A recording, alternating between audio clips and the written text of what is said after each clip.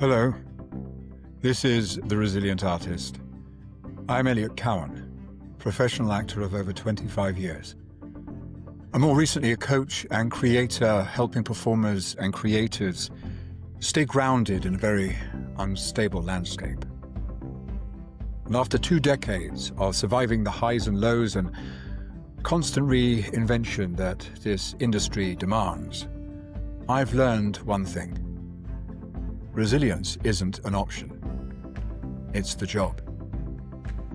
This podcast gives you the tools, mindset, and honest conversations that keep us moving through self-tapes, through rejection, breakthroughs, uncertainty, and everything in between. So, let's get into it. And remember, I'm the Resilient Artist, and so are you. So hello, and welcome to the Resilient Artist's Guide to Self Tape Esteem. What is that word? Well, hopefully you can recognize that it refers to filming self-tapes and finding one's self-esteem intact at the end of the process, time and time again. Because hopefully, if you're an actor like me, you have done many self-tapes and have many to come, more the merrier as far as I'm concerned. But there is an element of loss and depletion that can occur when you're part of all of that comes when you don't hear a thing back. You work hard to learn them, to prepare for them, to read all the episodes, to do all the background work, maybe over just a couple of days or 24 hours. And then you sit down with a friend or a colleague and you smash it out on camera. You run the 2, 3 scenes. Maybe it's just one. Maybe it's a tiny scene of 2 or 3 lines. The objective is the same. And once it's filmed to either your contentment or to the exhaustion of time, energy, and morale, you go into an edit, you package it up as they tell you to on an email from your agent, and you send it off. And then you wait.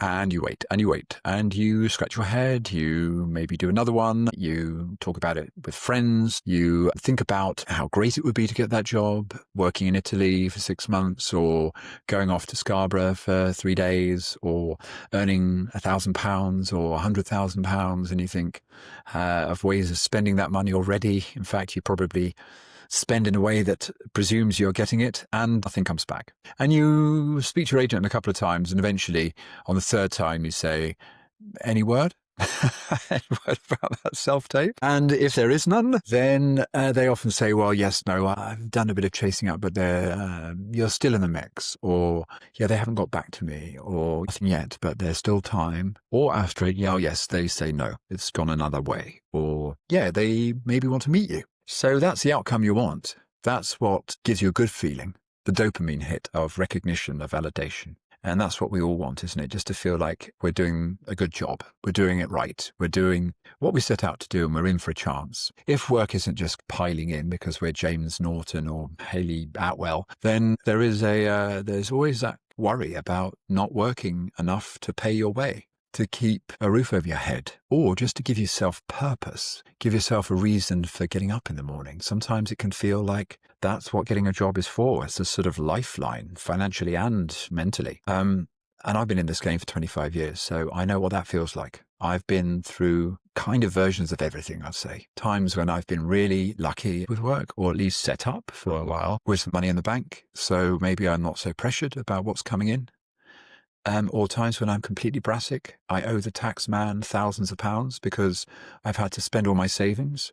I've done a myriad of self-tapes for weeks, if not months, and barely heard a whisper back, let alone a recall or a job. And I stared down the barrel of real anxiety and stress because of all that, as I'm sure you have. And I've also completely equated that experience with my value and ultimately my self-esteem.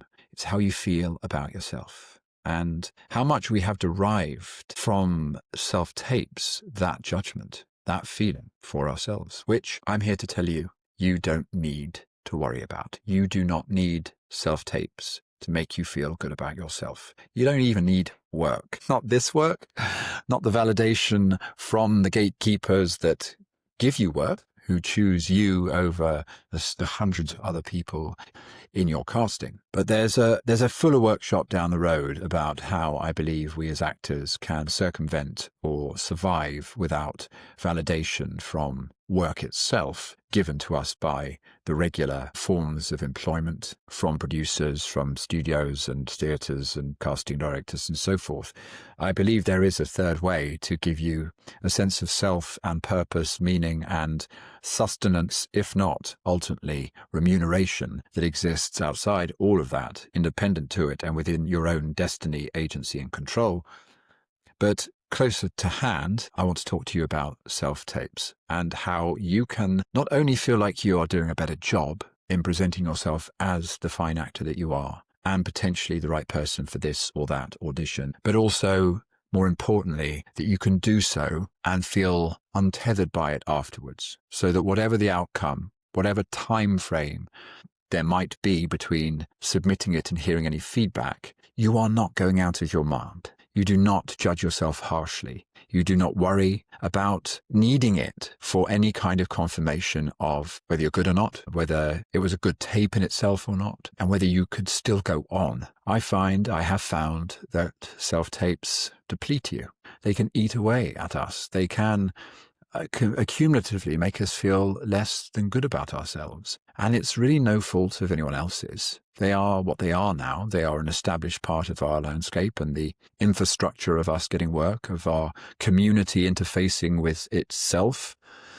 But they're here to stay. And as much as we might yearn for moments when we were in the room, we would establish rapport and we'd reveal something personal about ourselves and our opinions about the piece that we had been called in for, our ideas about the character and how we might play it. And of course, then the playing out of that in front of them, where you can affect the temperature of a room. You can really feel that they have got on board with you or perhaps not, where you've gelled with another director's opinion of the work, how they might work. All of that good, nourishing community and purpose stuff has gone. Not entirely, but most of it has diminished and become a second level experience, which I guess, like all things, becomes more and more rarefied the further down the road towards employment that you get. But if we think back a bit, and if we're honest with ourselves, particularly if you've been around as long as I have, I've been a professional actor since 2001. I think if we were honest with ourselves and think back to then, we would remember that for all of the good experience of being in the room, it left us feeling quite depleted afterwards as well. We were often hanging in the same balance as we are now. The only difference is that we had something quite nourishing and supportive at that time. However, it was a time when I think casting directors could tend to be a little bit more dismissive, arrogant, judgmental, different etiquette than they do now. And I think as actors, we've experienced a certain renaissance in how we are being treated, how we're being observed by way of our mental health and by way of our vulnerability, power imbalance, and so on. That has improved, albeit not perfect. So we're here for a purpose. We're here to free ourselves from the experience of being neglected and depleted and hollowed out by self-tapes that don't give us anything back. And how do we do that? Well, incrementally, I've worked out a way. It's not going to work for everyone. But since I started doing lots of self-tapes, since having a manager in LA, doing a lot of auditions for him, I must have done 60. I don't know.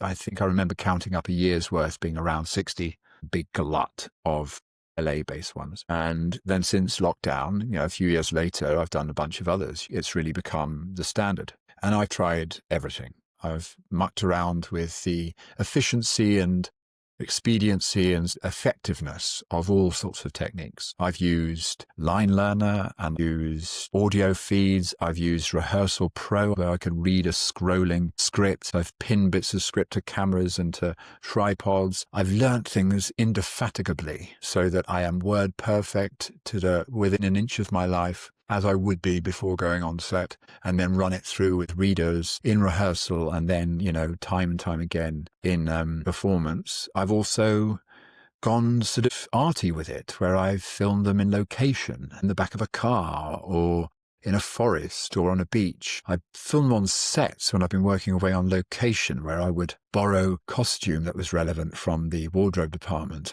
I spent a whole weekend once in Malta on the same film lot as was shot Gladiator, auditioning for the part of Hercules with a brilliant friend and cameraman and sound man and team from the series I was shooting on the best looking set with gorgeous sunlight and a massive leather piece of armor. And I knew those scenes inside out, and it was a slam dunk of an audition. It was almost worthy of submitting to film festivals, but I put it on Vimeo, and you could see on Vimeo back in the day how many views it was getting and from where. So naturally, I was trying to see how many people were watching it from California, and I don't know, may have had a couple. Anyway, I put all my eggs in that basket, all my creative eggs, and I sent it off. And I expected something back. Let's get him in for another role because this is brilliant. Let's get him in for cameraman, for production. Let's get it because this is great. But no, I didn't get seen. The disappointment and the frustration with the lack of feedback and the lack of connection and that sort of waiting game feeling, which is the cliche of actors by the phone. I think if you're here today, it's because you know what that's like. You've been there before, and you're going to be there again, and you're worried about that because actually the way the industry's changed, this is happening more and more often. You've had more rejections and silences recently than even before, and they seem pretty bad. COVID was pretty bad, wasn't it? There was a lot going on, a lot of casting, but for me, nothing stuck. And I did shitloads of tapes because at that time, the doors were open. The sluice gates were opened by casting directors and agents basically going, like, since this is all online, you don't need a room. You don't need time. Let's just throw our clients up for everything. And those poor casting director assistants were watching 200, 300, 400 tapes for a basic part in Midsummer Murders. I remember speaking to a director at the time, and he was telling me, 250 tapes just for this local Bobby in one of their storylines, in his episode. And there's a massive load of talent there and suitability, but too many to deal with. They had to whittle that 250 down to 50. He looked at 50, then that was 10 recalled, and then eventually one person. That was happening with everything I was going up for. For months, nothing happened. So I was particularly anxious, and that really didn't help my self-taping methodology until I got it down to a formula, to a method which was succinct, effective, light-hearted, but full of flow, intention, freedom, fun, and creativity. And that just combined to give me authority, confidence, and agency. That I completely took my mind off the pain. Also, I moved into creating on social media, and there's another workshop about that, how to release your creativity online and be an actor of creative agency. That gave me freedom just to take from them what I could in a creative, fun, effective, efficient way, get them done, send them off and move on. But then I started getting recalls. I started getting jobs, not like guaranteed. Don't get me wrong. There is no guarantee. There is no silver bullet. There is no system or methodology that can, no matter what other coaches might say, and I'm denigrating no one in my field, casting director, actor, director, whatever, who's taken up the reins to offer a little bit of coaching or guidance or leadership where self-tapes are concerned. And they all come from different points of view. Casting director will see it from their side. Director will see it from theirs. And they may claim that this is going to give you a better chance of being booked than anything else that you've done up to now, and you'll see the results and you'll know that it's been money well spent. My methodology may or may not win you work. You may well represent yourself so well in one of these tapes that it coincides with the best timing in terms of what a casting director and director are looking for. That alignment occurs. You get called back in, you do a slam dunk of a recall and you get the job. That may be, this is what's already happened for some of my self-tape esteemers. That may be in part down to my methodology, but more importantly, the thing that I'm here to do, and it's not to make sure that I can say, take my course and you're going to start booking jobs throughout 2026 that eluded you in 2025. Yeah, that's my sales pitch if I want to make it so. The key thing I'm here to help you with is your feeling afterwards. The feeling that you are left with once you've sent it off and you are waiting to hear back. But you're not waiting. That's the key. You've already moved on. You already feel like you have given birth to the creative piece of art that a self-tape can be, that it's existed for the duration of your pursuit of it, your activity with it, and that once it's gone off, like a performance on stage, it's gone. The thunder has sounded, the lightning has struck, and now the rain is cleared, and you carry on. I want you to have that feeling of satisfaction, of creative expression, and freedom at the end of it. So that cumulatively you don't have a punitive experience. You don't self-flagellate. You don't put pressure on your agent in a cringy way that you regret later. You don't feel desperate, act desperate, don't smell desperate, because like Joe Milson says in my podcast, there's no deodorant for desperation. Rick Rubin, who's a world-famous producer of music, in his wonderful book, The Creative Act, talks of the necessity of working on something to its conclusion and releasing it to purge that idea, to purge that creative act and conclude it so you can allow for another one. That if you keep it residual, if you keep it incomplete, you won't reach that level of purging to allow yourself to do something else with as much commitment and as much creativity as possible. And whilst these things, these self-tapes seem arbitrary, mechanical, necessary evils just to get the job done, get a job done, they should be given the value of any creative act that Rick Rubin is talking about within his book. You know, novels, songs, albums, plays, sculptures, paintings, you name it. And normally we're not included in that as actors because we're normally the ones who are receiving other people's creative acts and we're asked to come in and add to them with our interpretation. And so that our performance isn't given quite the same inclusion in that dialogue because it's slightly secondary to the initial one. But I say you are an actor who can initiate all your creativity from your home, from your desk, from your computer, your phone, from whomever you're sharing space and time with. And you can do it alone. You can do it through a self-tape, and you can do it outside self-tapes and still maintain purpose and creative expression irrespective of that. That would be another course. This is the end of the first module. When I stop talking and I come back again, we'll dive into how we treat the first email. I am grateful to you for being here. Thank you for joining me on the guide to self-tape esteem. We'll be looking at the cookie loopy method, and I'll be asking you to meet me in the next chapter. Bye for now.